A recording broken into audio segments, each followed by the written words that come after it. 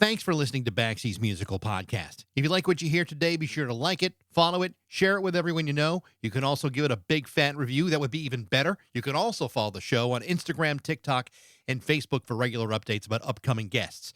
Today, we're brought to you by Metro Chrysler, Dodge, Jeep, and Ram at Chicopee. Be sure to stop by their state-of-the-art dealership next to BJ's in Big Y on Memorial Drive, or check out metrojeep.com and make it Metro. And then drive home in your new Metro Chrysler, Dodge, Jeep, Ram today. It's Baxie's Musical Podcast. Resistance is useless.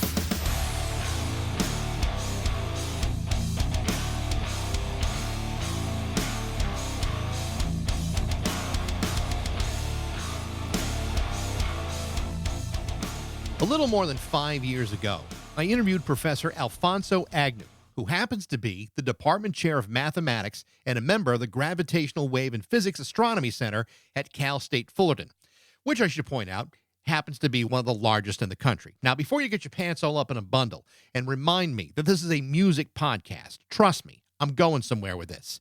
You see, Alfie Agnew isn't just a highly respected know-it-all. Sure, he's published stacks of mathematical academic research on curved space quantum theory, differential geometry, and of course, everyone's favorite, general relativity. And while I could talk for hours about that stuff, the truth is Alfie Agnew represents so much more than that. Because you see, prior to earning his PhD in mathematical physics in 1999 at Oregon State University, Alfie had been the guitarist for such notable Southern California hardcore bands like DI and the Adolescents. Alfie is also the younger brother of Rikk Agnew, who not only played with DI, he also played with Social Distortion and Christian Death.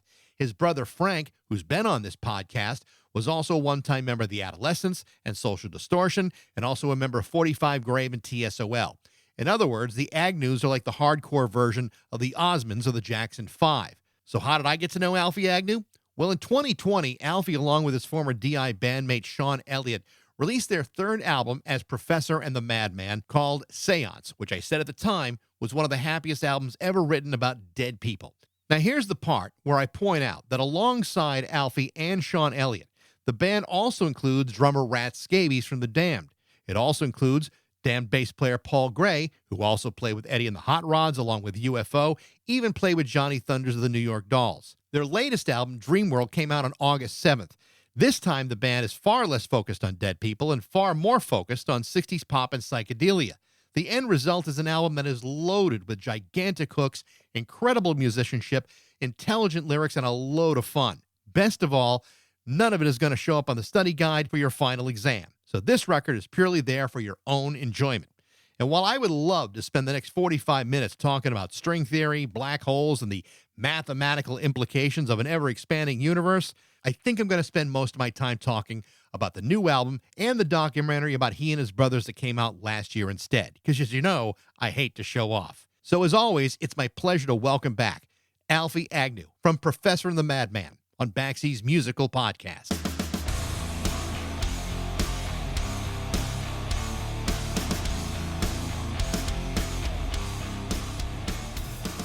Baxie, how's it going? I'm great. Good to see you again. You too. You too. I have so much to ask you about things, and I just want to say that the last time that we did speak, I had a blast with you, and it's like I don't remember a single math professor in my life that I could claim that with. So, yes, as someone who was as deficient in mathematics as I am, it was an absolute joy to talk to someone who I almost felt I related to. So it was great. Fantastic. I'm just going to get right into it. The last time we spoke was almost 6 years ago, just before the release of the last record, which I still have here right now. And Fantastic. I think I referred to it with you as the happiest record about dead people that I had ever heard. That's awesome. And I truly loved the record. I thought Seance was just fantastic. And this time around, you've moved away from dead people and are now focused on a more sunshiny power pop direction, and I'm a sucker for that kind of thing. So great. In many ways, I find this record to be as satisfying, if maybe not even more so. Tell me about brilliant. Tell me about that and the switch in direction for you guys. Absolutely. So it's funny about the dead people thing. We did sneak in I think, at least one ghost in this album, if you think carefully about the lyrics and one of the songs. So it was very difficult to get away from that. But for the most part, yeah, absolutely. It's funny. Over the arc of our careers, Sean and I, we do the songwriting and sort of most of the conceptual stuff, and we have by this time there's been a lot of different influences. We visited a lot of different types of music, and so we're chronic composers, right? So like both Sean and I have a stable of either complete tunes or partial tunes that we've written, far more than ever gets released. And so kind of what happens is when we get around to releasing something, it's usually a combination of the stuff material we're most excited about at the moment, and then that usually has a certain feel to it, and then we kind of look at the stable and say, oh, these songs would go great with these songs. Let's kind of have, like with this one, it was more of a power pop theme or maybe a 60s theme, Sure. everything from kind of 64 Beatles with Tolerant World to late 60s, kind of acid heavy, with a Temple of Madness. So we kind of go through that part of the decade there, even getting into the early 70s a little bit. And so that was the theme that kind of emerged. And so we filled out the album with those songs. There's so many different types of music we like and cherish that one album could be like, we're thinking perhaps the next album could be revisiting our 80s Southern California punk roots, Wow. because we have some stuff that we think is quality from there. Does that happen? I don't know. We have some other ideas as well. So it's whatever gains momentum is kind of what we do. And it's really hard to predict ahead of time. Well, I will say I love the cover of the new record. It reminds me of something. I can't put my finger on it, like another record or something. But the record is the cover is so cool. A Beatles Revolver look to it. Absolutely awesome. Yeah, we weren't too subtle there, were we? You weren't any more subtle than, say, like Frank Zappa, and we're only in it for the money. I don't want to say you totally aped them, but listen, they had success with it. Why can't you? Absolutely. And that's a little bit, Sean and I joke about this stuff. Especially Sean, he has a very sarcastic sense of humor, which I love, and he's like, you know what? If you're going to embrace your influences, you might as well just put it out there and do it, 100%. Just like, let's not make people have to think too carefully about this. Well, one of the things that leaps out and the last couple of records, even the earlier Professor The Madman records, is that the two of you together have this wonderful sense of melody in your songwriting. And it seems to be developing. Like, when I listen to the early records, they're great, but it's like, now when I'm hearing these songs, it's like these guys are just getting better and better. It's like there's a momentum that's building in that songwriting. I don't know if you guys feel that, but as someone who's been listening for a while, I'm certainly sensing that.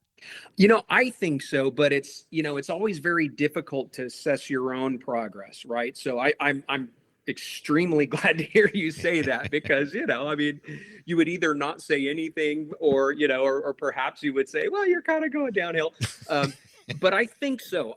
Sean and I work very hard at our composition. We do a lot of the production ourselves, and I think we've really improved there too. Early on, we were a little bit, I think, quick and dirty and rushed. We were really excited to get stuff out. I think our first two albums came out in the same year, within like 5-6 months of each other. And I think we've refined, you're right. I think the melody in particular has improved a lot.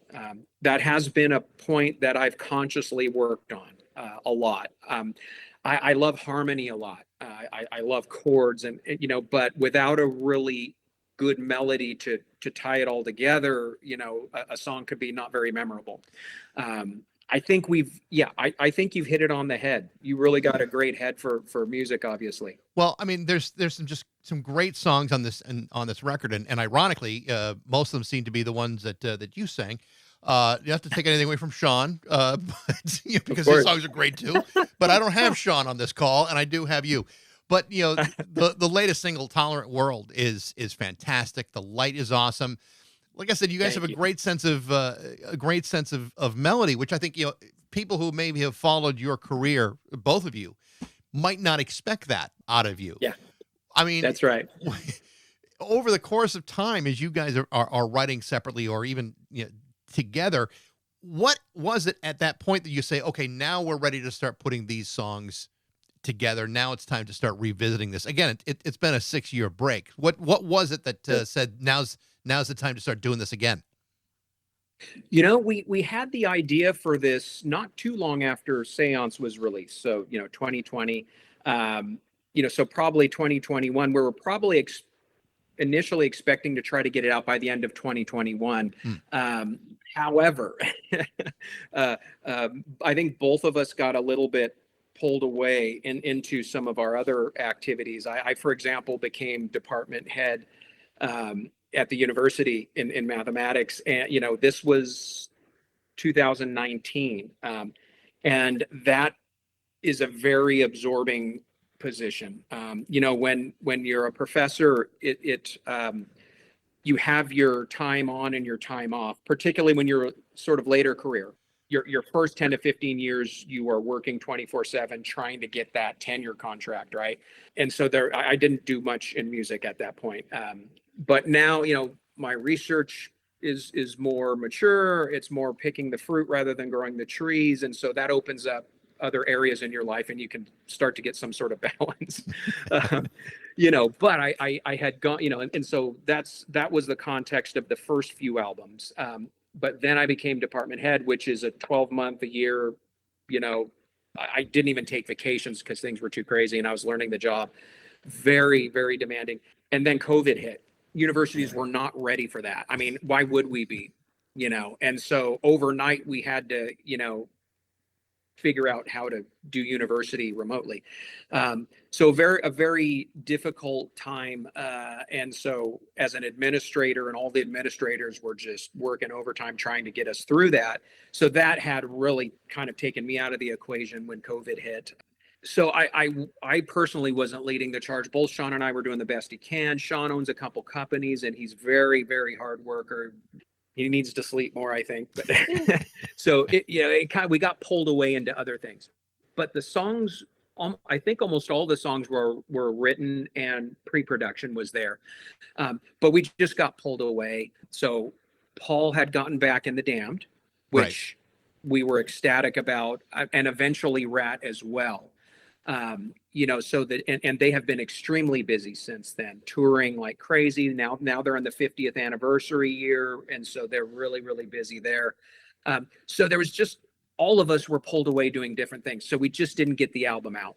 But at some point, I retired from that position and full force into music again. And, Sean as well, I probably was just kind of waiting for me to come around a little bit as well.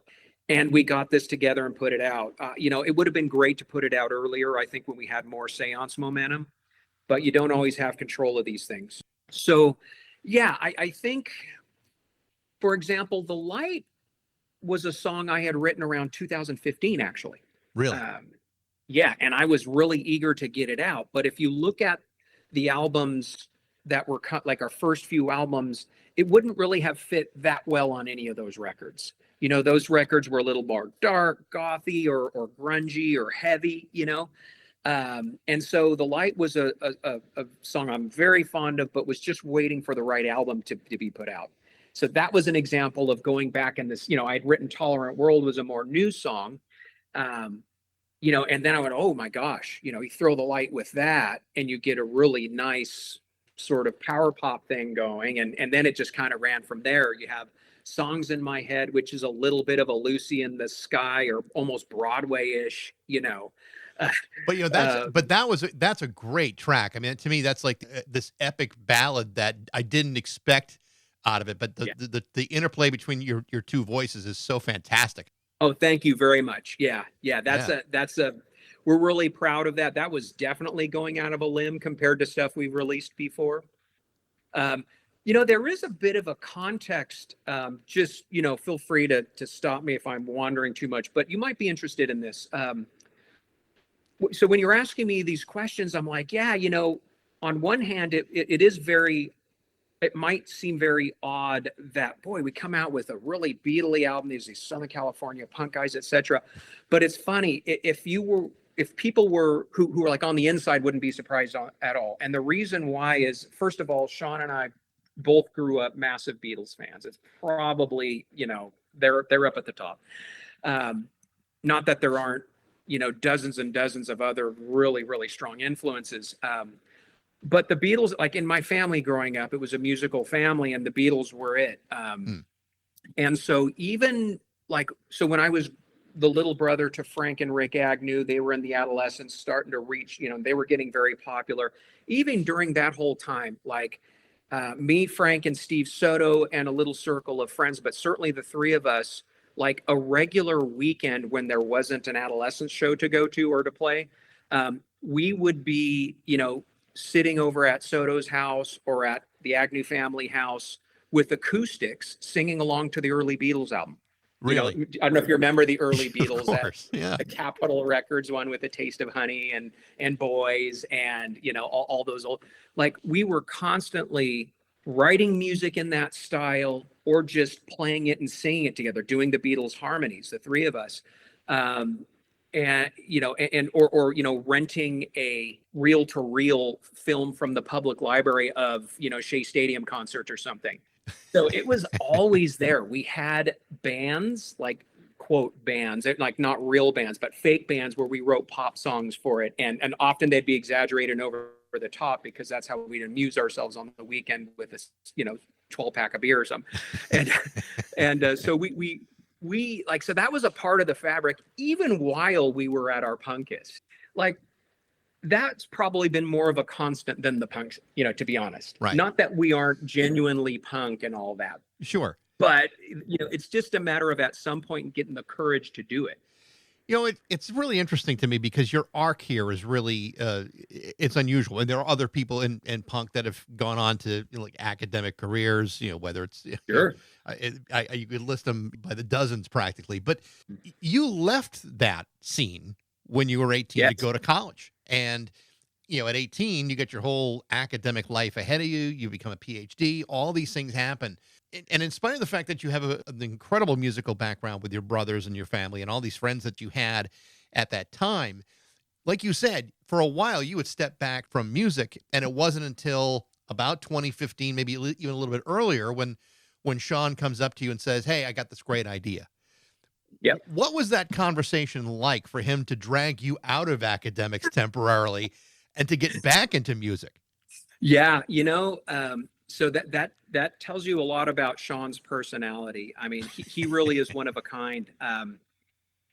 He's just fearless, like he will just reach out and just have these audacious ideas, but he has the kind of salesmanship to where, like, before you realize what's going on, you're halfway there, and he's a visionary and a really creative person. So he, like, what's possible in his mind is much vaster than me or normal people. So like, he thinks big. That's why he's a successful businessman. He thinks big and he just goes for it, and he doesn't waste time worrying about when things don't work out. So yeah, he just, an opportunity to play a cover gig just for some friends had come up, and I guess he had thought of me, and I hadn't talked to him for years, probably 15 years at that point. And he just, I don't know how he got my current phone number at the time. And he just reached out and said, "Hey, this is Sean," and I'm like, oh yeah, I remember you, because we were pretty close when we were in DI together. And, he's just like, no beating around the bush. He's all, "Hey, yeah, there's this thing coming up. I've been asked to put together a band to do some 80s stuff and some punk stuff." And he's like, "Yeah, we need a bass player, how about coming and playing bass?" I'm like, "Oh yeah, okay, that sounds good." I'm all, I haven't played a lot in a while, so I'm like, a little nervous about, didn't want to, overpromise and underdeliver. And I'm all, okay. He's all, "Yeah, it's only about 15, 20 songs, piece of cake, And I'm all like, "All right, well, I'll start working on them. Maybe we can do some rehearsals, I mean, I didn't grow up a bass player, but I can get by. And I'm all, when's the gig? So this was on a Thursday, and he's all, Saturday night. And I'm like, what? I'm all, dude, you're crazy. I can't do that. He's all, oh, nonsense. You'll be fine. And he hung up. So, and then he sent me over the list, and, we played on Saturday. It was amazing. It went well. We had a great time. And then it's like, we got to do this again. So we did do it again a few times. We know people around here who have some venues and people who want to have something to do on the weekend. So we did a few more of that. And then, of course, it didn't take long at all before I'm like, hey, Sean, you know what? I have some originals that would be really cool. I'd love to, see what you would do with them. And he's like, you know what? I was thinking the same thing. Boom. Professor The Madman was born. Wow. You talk about him having these big ideas and, Yes. thinking larger than life. I can't think of a bigger set of balls than to assume, hey, wouldn't it be great if we were in a band with Rat, Scabies, and Paul Gray from The Damned? I mean, of all the guys that would have been available to you in Orange County or any other part of California for that matter, here you are going with these legendary guys who are halfway across the planet to play with you guys. It's an amazing addition to what you guys do, because the two of them sound so amazing on everything they do, and especially these last two records. Absolutely. They're so good. And,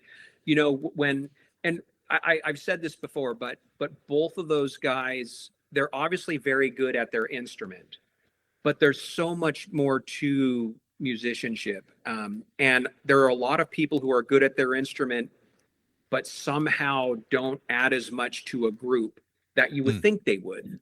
They're kind of in a little silo, and they don't really make the whole better than the sum of its parts. It's not the case with those two. Those two understand melody, harmony. They understand composition in the sense that they know what to do when on their instrument based on the context of the song. Like Paul is just fantastic with this. They both are, but it's easy to explain it with Paul, because with Paul, when the singer's really singing, important part of the song, carrying the main melody, he will lay back and sort of bounce around. First of all, he does not play boring. He plays kind of, we joke, he plays lead bass, but he knows when to back off. And then, there might just be 2 bars where the vocals lay off, and then he'll jump up and do this cool little complementary noodle, that sort of calls and response with the lyric melody, or something like that. And it's just amazing. So all of a sudden the song gets filled out and is way better than it was. That's why and Rat does the same thing. He has kind of an unconventional Ginger Baker feel to me. Absolutely. Because he'll do a lot of stuff that absolutely works and is brilliant, but is not the standard, okay, just do a regular fill here, start the fill here. He'll start a fill right in the middle of a bar, and it works, and it gives it some sort of jazz feel to it that's really attractive. But he knows when to lay back. A lot of people who are really good in their instruments don't necessarily understand that kind of musicianship. Yes, I mean there's power, and there's also restraint in what they do. And what's amazing is people should keep in mind Rat is 71 years old this month. I mean, absolutely, this is not a young guy, but he plays with such power and so much dynamics that it's really pretty amazing. So when you talk about the Beatles and you talk about 12 strings and tambourines, which is the first single, I mean, there's such a Tomorrow Never Knows feel to how he's playing. It's like, man, that is so fantastic how well he's doing that. He completely Ringo'd himself in that song. It's beautiful. Yeah. Yeah. Oh, absolutely. Yeah. And if you listen to it, the drums weave in and out of the exact beat, the exact Tomorrow Never Knows thing. And then it goes to a, what we kind of call the Rat shuffle, which is a don da da da da da don. He does that a lot, and it alternates between the two. So it is really kind of a Rat as well as a homage to Ringo, and woven in a tasteful way that people might not even catch. Yeah. Which is what we like, I think, too. We want, a lot of times we will write our music. I mean, we don't contrive it. I wouldn't say that, but I think what naturally happens is we're satisfied with a song when it feels very straightforward and natural and catchy. But if you try to learn to play, you're like, wait, what are they doing there? Or, wait, he keeps changing the beat up. What's going on? But we don't want it to be like super, with all due respect to prog, I like prog, but like sometimes it's like off timing for off timing sake. Yeah, right. Not for musical sake. And there's a lot of complexity in what the four of us do and what we bring to a song, but it shouldn't sound complicated. Right. It should feel natural. Otherwise, in my personal opinion, it's not done well. One of the things that you included in the record, and I thought, and when I heard it, I was like, oh my God, is that what I think that is the cover you did of Nuclear Boy from 2020, which is one of these sadly forgotten power pop bands that they're great. Unbelievably great. And it was so great to hear someone cover one of their songs. I was really happy you guys did that. I was like, yes, fantastic. Nuclear awesome. Boy, fantastic.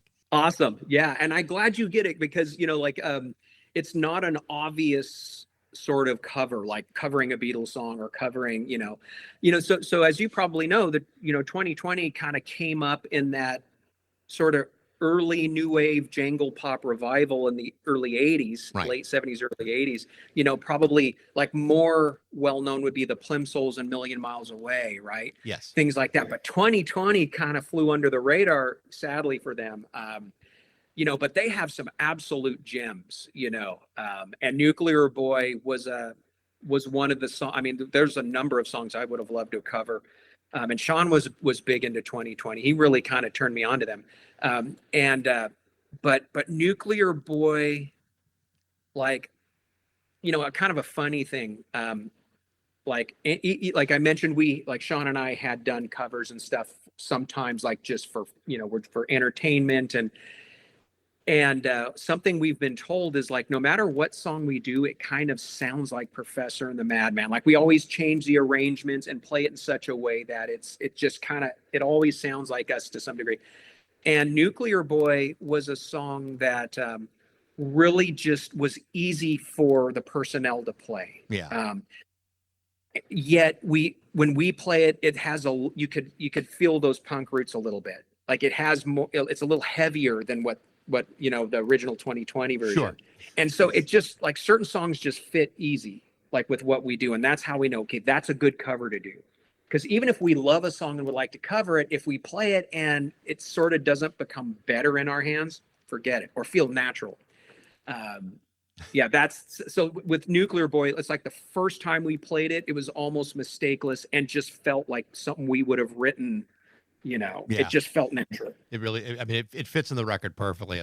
I was so happy to see that one show up. That was one of the ones we did in Abbey Road too, which was really cool because it just has that power pop kind of thing going. Like Badfinger might have done it. Right. So I want to ask you about that a little bit because when the last record was being put together, you're talking about the beginning of COVID and you're a million miles away from each other. The four of you were separated from the Atlantic Ocean. Yep. And more than that for that matter.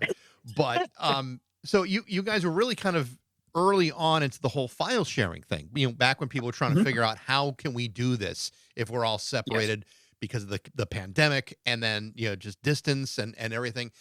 How different was it for this time around? I mean, was there a lot of file sharing? Would you get the chance to actually play together as a unit? How did you work that out? So, yeah, it's largely over the course of all of our production, it's largely been file sharing. Typically, Sean and I will do a bunch of pre-production. We'll lay down some drums and some bass, just sort of as a placeholder and to give the song the sort of general feel that we're going for. We'll do some scratch vocals, scratch guitars, etc. Then we'll send it to Rat. And Rat would, in fact, sometimes he'll say, hey, just send it over without the drums, either because it hurts his ears or it'll, he doesn't want to be too overly influenced. But sometimes we'll send it with and he wants, so it's whatever he needs at the time. And we'll send it to him. And he will come up typically with something different and make the song his own in terms of the drumming. And he will either do this. He's done most of it recorded in a studio, but he also has a nice MIDI drum setup, which is what we used on this album on Dreamworld. So he was able to do that from home. And so we have all the MIDI information, and it's quite good nowadays. I think we've both been around long enough to know when, MIDI drums were just really horrid, and didn't really capture the dynamics of someone's playing. Right. That's really, it's like 95% there now, to be honest. If you have the right software and the right gear, you can really capture someone's performance. So we tried that, experimented with it, and it worked great. So we did that with most of the songs. And then typically what we do is we'll do some editing, because quite often he'll give us multiple takes to choose from. So we'll assemble what Sean and I like best, and then we'll send that to Paul. Okay. In Cardiff. So it's going to London, now it's going to Cardiff and in Wales. And then, Paul will give us a few different takes for each song. He has a home studio and can lay down the tracks there, and then send it back to us. We continue to edit and incorporate the new tracks. And then at that point, it's just Sean and I replacing any scratch tracks that need to be replaced, putting final vocals, backing vocals, orchestration if there's any, just the icing on the cake. And then we'll go into, final editing, mixing, mastering, and then we'll, then we work on the release, which is a whole different process. Production. Yeah. While you have day jobs, this could, it could take quite a long time for doing all these things yourselves. We don't have a staff or a record label that's handling a lot. And so it's quite substantial. However, what we did on this album is everything was the same except for 3 of the songs. We rented time at Abbey Road, and we all got together. And we recorded Nuclear Boy, Brand New World, and Tolerant World there. We did some other stuff as well, but those are the 3 songs that are the Abbey Road songs, really. Which, as a Beatles fan, had to be a freaking thrill. It was insane. Top 10 in my long life. Top 10 easy. Growing up, Sean and I, we saw pictures in music magazines and in TV or whatever, of Let It Be. We're big Pink Floyd fans as well. They were in Studio 3, but still Abbey Road, right? Abbey Road is responsible for so much, of what we grew up on. So we knew the spaces. And so to be in those spaces, and of course it's modernized and all that, but they haven't knocked walls down and changed things a lot. So I walked into Studio 2, oh my gosh, they still have the control room upstairs, the band's downstairs, and you have this one really tall wall that's kind of straight plain. Abbey Road was absolutely wonderful to us. They knew why we were there, right? Sure. And so they rolled out Mrs. Mills, the Penny Lane Lady Madonna, tack piano. They rolled out another, I forget which one off the top of my head right now, another one that I remember seeing John play, and it was fantastic. And we used Mrs. Mills on Brand New World.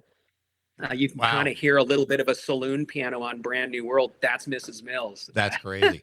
I've talked to other people that have recorded and have done things or mixed stuff at Abbey Road. And they all kind of say the same thing. It's like when they get there for the very first time, the first thing in their head is, should we even be here? Absolutely. I don't want to break Abbey Road. It's hallowed ground for so many people. Absolutely. And, I have to admit, it was a little bit terrifying because, all of us, you always, when you're in the studio or you're playing a gig, there's always a tremendous, okay, I want it to go well. I want it to go well. Is my voice going to be there? Are my fingers going to, am I going to have the dexterity today or not? Sometimes you just have a bad day. And we had one shot. It was an all day long session, but still, there was not really going to be second chances. Okay, we'll just go to bed, come here the next day and keep going. So there was a tremendous amount of pressure. I didn't quite appreciate it until I walked in. Like you said, you go there and you're like, oh my gosh, it really felt religious, I'm in the place, and, so the pressure, it was like, oh man, this is frightening. But the thing is I'm like, this is going to be probably a once in a lifetime thing. So what I have to do with this fear is just absolutely leave nothing on the table. Just go for it. And if I make an absolute ass out of myself, so be it. But I'm absolutely not going to wake up tomorrow and say, oh, I should have done this. I should have done that. So I've never sang harder. I've never played harder. I as sort of entertainers do, you can flip a switch where it's like showtime. Yep. and you just like set aside all the fear and doubts. I mean, this even happens when you get in front of, either a class of students and start your lecture, or you're in front of a bunch of high-level scientists at a conference. Same thing. You just gotta like have a switch that you can flip. Otherwise, it won't go well. And I'm happy to say it went fabulous. It went fabulous. Everything was great.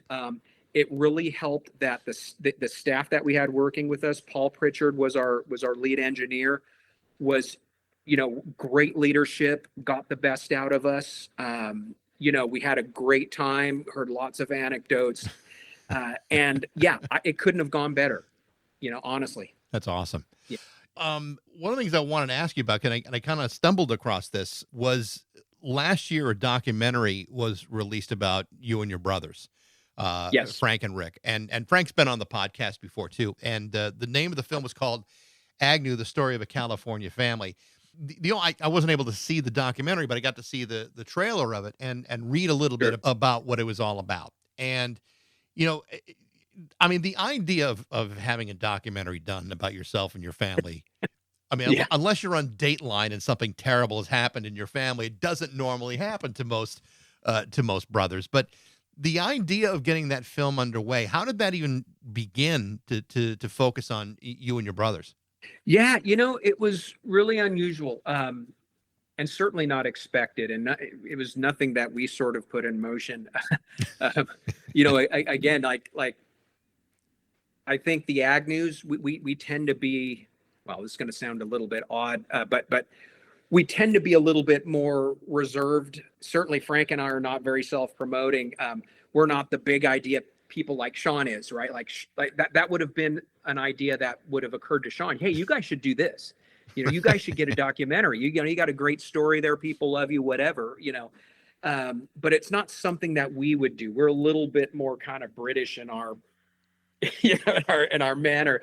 However, we tend to be around a lot of very creative people. And some of those people, like Gabriel Zavala from Lunamax Films and Sean, they're just big idea people. And so so there's this band called the Detours, who was a band prior to the Adolescents. They played a lot of the, Amoeba, No Way, if you've heard of those songs, Sure. OC Live, they were kind of Detour songs, but the Detours didn't last long. And so those became Adolescents and Rick Agnew songs because he had written them all. But there was this early band that locals kind of knew, the Detours. And so they would come back as a legacy act and do some shows. And I had played with them. Sean had played with them. And so we were doing a show at this place called the Observatory in Orange County, a nice venue. And so we were backstage waiting before the show, people were making merry, and Zavala was there, and he's done some filmmaking before. And he's a good friend of Rick's, and he's like, you know what, we should do, a documentary about your family. And we're like, yeah, that'd be cool. Yeah, well, whatever, sure. And he's like, no, really. He's like, I want to do that for my next project. And we're like, well, knock yourself out. And that it was as simple as that. But I remember that was kind of the big thing coming out of that show, was we're going to do this documentary. And so we took it on. This was around 2018, I think, and we'll work on it for a couple years, release it, and fantastic. Of course, it turned out like a lot of these projects, especially if it's more of a DIY kind of thing, it turns into a big monster, and you don't have really the proper staff. And, but it was his project, not ours. I want to be clear about that. And so a lot of what he had to do was like herding us, like herding cats, right? Like, sure. We're rarely in the same town at the same time. And, so getting all the filming done, it took a lot of time. And then of course, COVID hit and really shelved the project. So it ended up taking more like 7 years rather than 2. However, it did get completed. It's a great watch. I hope it comes out on streaming soon. I hope so, because I looked everywhere for it and it wasn't around. But the more I read about it and the more I learned about the story of your family. I mean, the three of you have, especially your older brothers, I mean, they have a certain place absolutely in that entire scene. And you're talking about the Adolescents and Agent Orange and Social Distortion and TSOL, DI also, and a bunch of others. Yep. When you look at all of that from, I don't want to say get real heady here and say from a historical perspective, because you guys were all in it, Sure. but over the course of time, how does your perspective of that period change? I mean, do you look at it differently now as more like nostalgic, or can you appreciate exactly the place that the Agnew brothers spent in that moment? I can now. At the time, not so much, because at the time it was just like great things happening, where, again, I mean, at that time, so late 70s, early 80s, I was quite young. I was like 10 years old, right?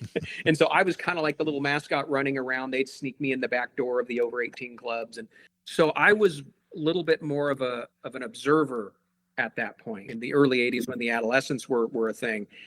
But still, it was kind of magical because, okay, here are my brothers. We always did music stuff as long as I could remember. I mean, I'd be 5 years old with wooden spoons and pots and pans, and we'd be playing along to Kiss or Deep Purple or what have you.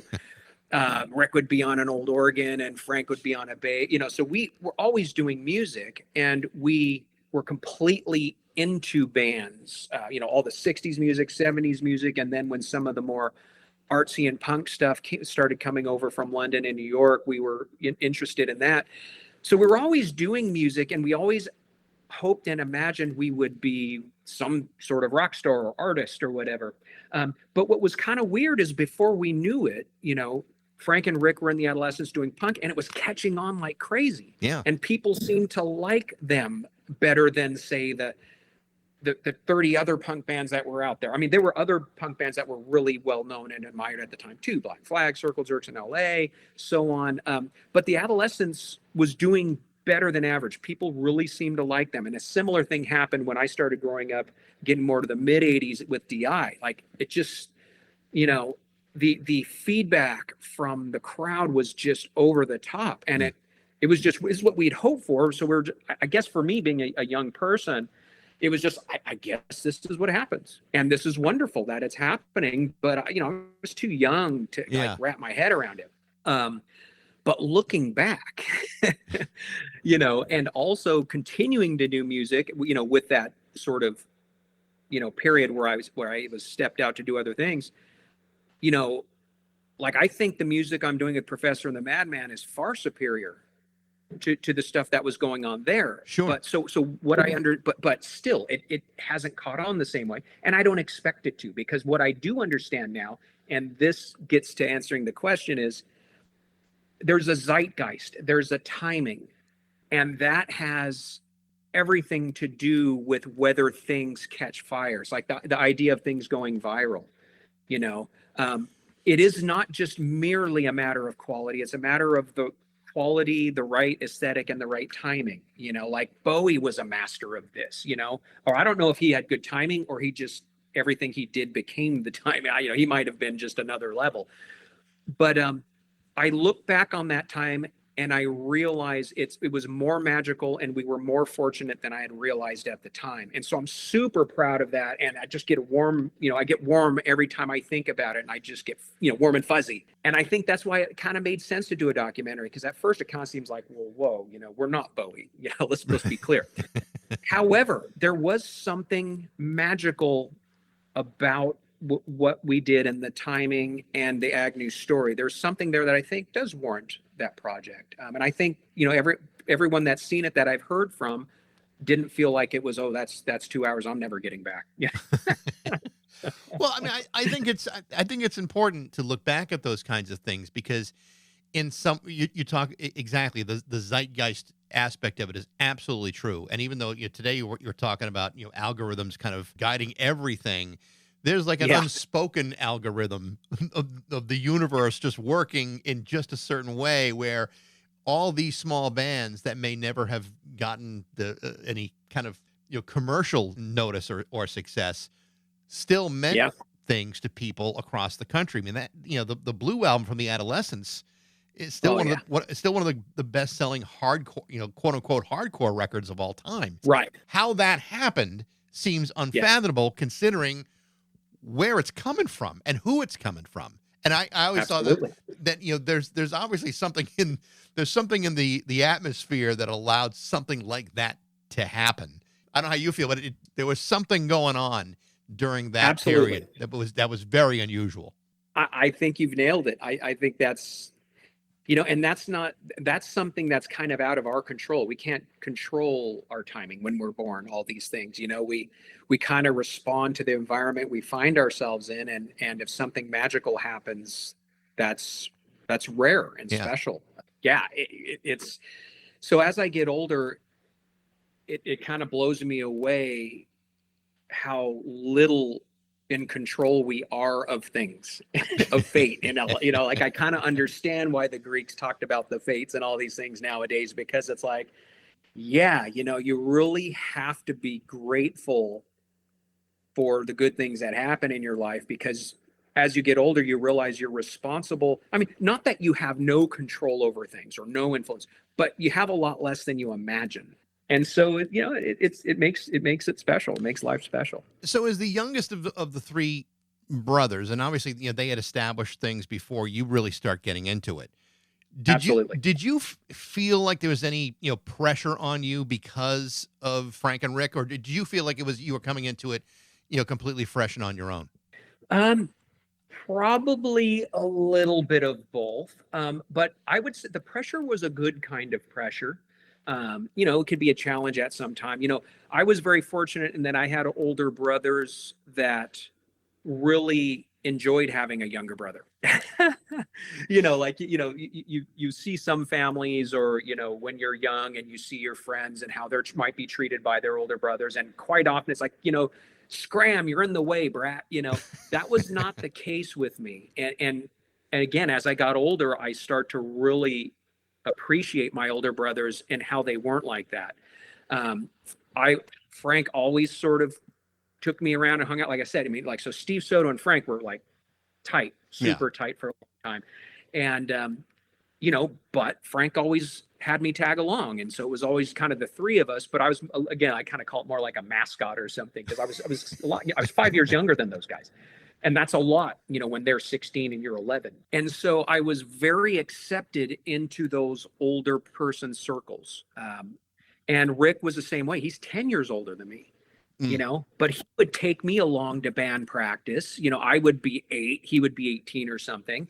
And, in between sets, he would be, Alfie, go on the drums, show him that, what I taught you, and there was one example. I remember one of the most complex beats he had taught me at the time, and I was in the digits at this point. It was the song "Kissin' Time" by Kiss. Sure.